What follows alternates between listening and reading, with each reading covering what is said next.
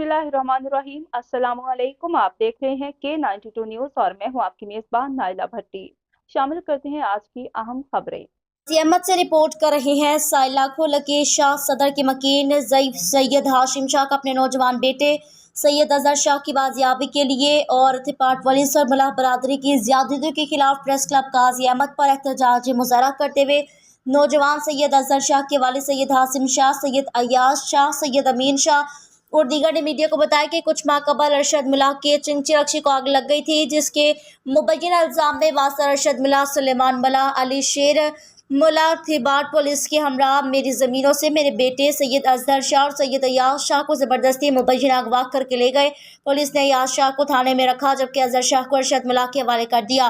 Police ने अयाज शाह की रिहाई के पैसे वसूल किए, जबकि सैयद अजहर शाह को नामालूम जगह पर कैद करके रखा हुआ है, जिसका कोई पता नहीं।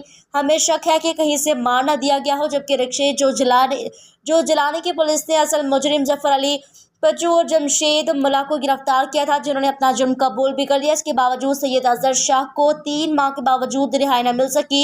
हमारी वज़ीर आला सिंध आईजी सिंध डीआईजी हैदराबाद और एसएसपी जामशोरो से अपील है कि मुलजिमान के खिलाफ कानूनी कार्रवाई करके नौजवान सैयद अजहर शाह को बाजियाब कराया जाए। हमें इंसाफ और तहफ़्फ़ुज़ फराहम किया जाए।